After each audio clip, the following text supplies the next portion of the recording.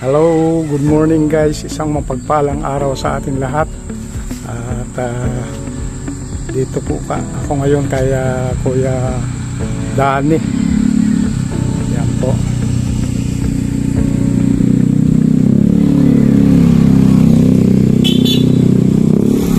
po si Kuya Dani.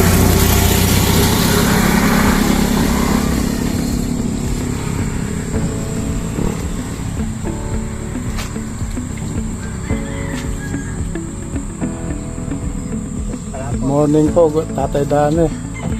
May ginagawa po tayo ngayon, Tatay.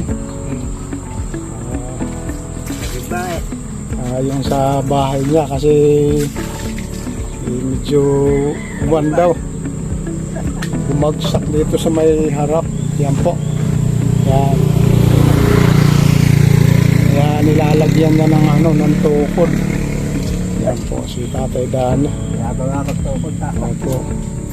Kasi baka daw madisgrasya pa siya, kaya inagapan niyang i-repair yung kanyang nakatiri. Yan po si Tatay Dani. Kailan po yung bumagsak, Tatay? Kahapon lang. Kahapon lang. Yan po. Kailangan agapan ni Tatay. Yan po si Tatay, gumagawa siya. Wala po tayong hagdan dyan, Tay. Makakababa ka man yan? Oo, nakakababa. Nakakababa naman. Bumagsak tayo yung nahawakan mo, ha? Oo. Alalay lang. Alalay na lang. So, yan si Tatay Dani, gumagawa ng kanyang sasabitan ng pinakaupuan. Kasi maglalagay siya ng poste at sinisinsin niya para may yung pamakuan, may ilagay yung pamakuan doon sa tiris nga na ginagawa niya. Yan guys. Kumusta naman ang anak niyo, Tay? Pumapasok na yung anak niyo? Ayun, pumapasok na rin pala. Anong isang linggo na? Grade 11 na. Isang linggo na pumapasok? Yan sa Papiseres. Series. Eskwelahan. Oo, isang linggo na po. Sa araw, magtatrabaho nga. Ayun. Para may bago siya. Opo.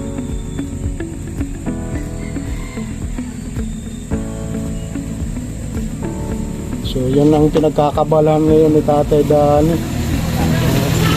Alam mo eh. Po. Yung kanyang yan lang po ang kanyang kagamitan, martilyo lang po at saka palakol.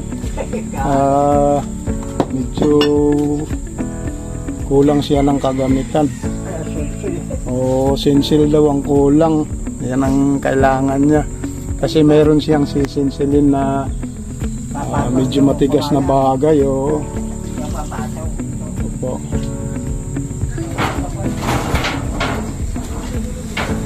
Kailangan makapasok. Si Tatay Dani. So, tutuloy na rin po niya yung pagsisinsil.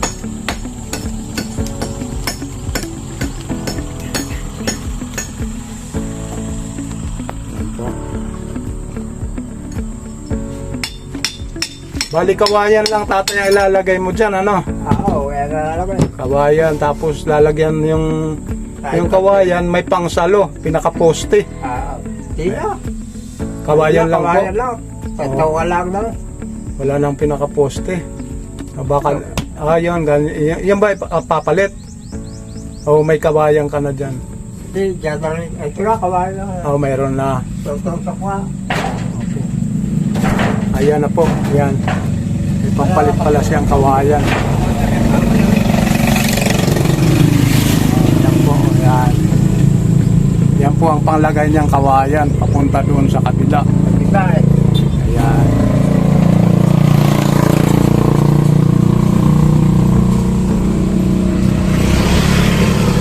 Tay, hindi ba kayo nahihirapan sa paggagawa?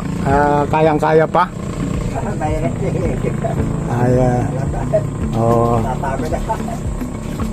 Gustuhin mo ni Tatay ipagawa na lang, eh, kakayaan din daw niya kahit na mahirap.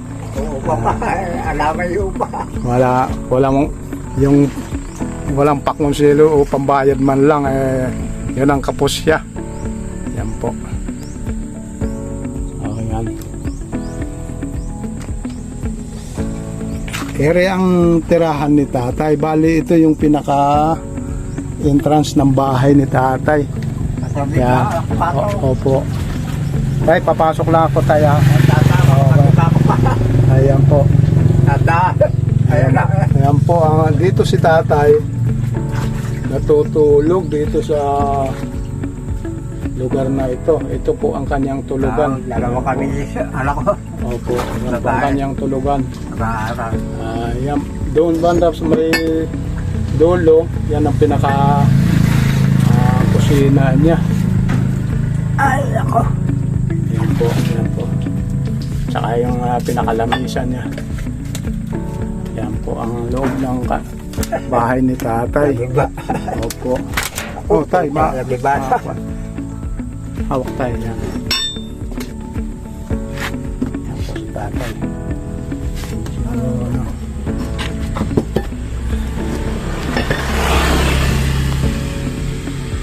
Tayo. Mga tila, alam sila. So ngayon tayo, wala tayong pinagkukunan pa ngayon, ano, ng pang-araw-araw man lang. Ano wala pa.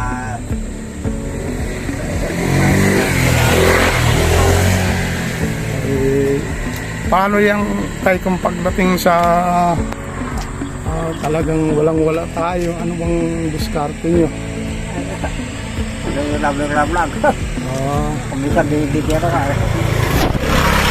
Mga kapatid tayo, Meron din. Kaya lang, medyo alari. harap din. Eh, may mga kapatid din siya dito, pero ganon din, medyo hirap din sa buhay, kaya hindi na rin siya, nahiya na rin siyang dumaing doon sa mga kapatid niya. Yan guys, oh, si Tatay Dani.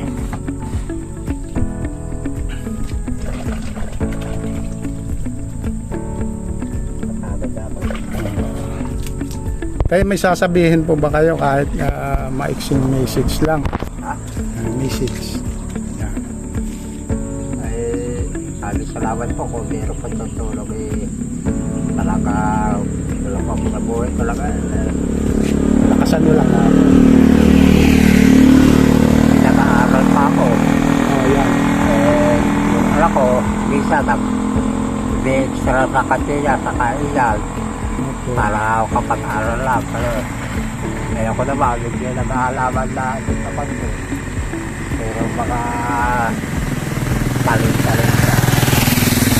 makatulog naman yun kahit paano naman hindi ka na baka sa moment Opo. nakakaraos naman pero talaga hirap ako sa buhay kasi pinag-aaral ako. Mhm. So, yun ang daing ni Kaya Tatay Dani. Dahil sa may nag-aaral pa siyang isang anak. hindi ko na may sakit-sakit pa ka. Opo. Alam pamit sila kaya na may senior city sila. So, sa Wala ngayon, naman ba ako sa iba? opo. Eh, sa ngayon, hindi niya malaman kung saan siya kukuha ng pang-araw-araw dahil dati may extra yung anak niya doon sa kantin. Eh ngayon pumapasok na ito sa eskwelahan. Opo. Yan ang kanyang message. So, anong nais?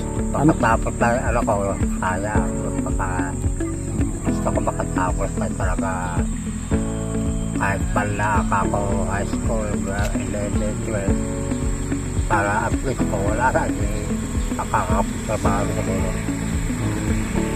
So, ang hiling lang sana ni Tatay Dani sa mga kababayan po natin na nakakaloob dyan, mayroon man lang sanang tutulong, lalo na sa pag-aaral ng kanyang nag-iisang anak na babae. Yan. Sana matulungan po natin at sa pang-araw-araw na rin yung pangangailangan. Yan. Yan ang gusto niya kasanang healing sa ating mga kababayan. So panalangin po natin na mayroon tayong mga kababayan na makatulong o may pagkaloob ang kanilang tulong dito sa ating kababayan na si Tatay Danny.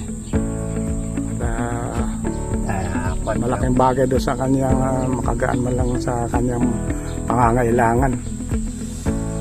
Ayan po si Tatay Danny. Alam mo, medyo nahirapan ako magkantak na yung bansok ako. Ayan. Ano ako? Kahit Kaya minsan pa, ano na ako, pagkakak, nakakahawa, nakakahawa lang ko lang. ayan, yan yung sinasabi ni Tatay Danny, yung sa harap ng bahay niya, naghahawan-hawan siya. Dito rin, Tanim na ako. tatanim-tanim ng mga gulay-gulay para mayroon siyang Para makukuha. Walang-wala talaga. Ano, Tay, pagdating ng walang-wala talaga, ano bang... wala. Walang-wala na talaga. Anong... Dapat talaga ako mag-stroke kasi bag-stroke ako dahil po sa bato ko sumasakit. Kaya hindi ko maiwasan kung minsan kumitiris ako para kahit paano para medyo mababasa kasi ano ko. Opo. Malakas lahat talaga loob ko kasi talaga gusto ko ba wala ako para ayan na pa tayo pamiter sa hospital o pagpatay at least kahit paano tapos kaya pa lalo ko lang ako lalo kita pa rin para lumakaslakas pa pero at ang pagkakas talaga kontinti matapos ko ako para kapag pagkakas. Ayun. Yun ang ibig sabihin. Ang ibig sabihin ni Tatay Danny, makatapos man lang ang kanyang anak na nag-aaral o tapos makapaghanap ng trabaho, malaking bagay na daw sa kanya para makatulong din ito sa kanya. So, sana sa may magandang kalooban dyan, si Tatay Danny ay humihiling na sana may magmamagandang loob na tumulong sa kanilang pangangailangan, lalo na sa anak niya at sa pang-araw-araw na rin nilang pangangailangan. Yan po mga kababayan. So narinig na po natin ang hiling ni Tatay Danny. Napakasimpleng hiling lang. Sana naman marinig ng ating mga kababayan dyan at yung mga nakakaluwag sa buhay. Pakivisit na rin po sa aking Facebook page at nandoon po ang aking account. Ayan po. Sana may makapansin itong aking video.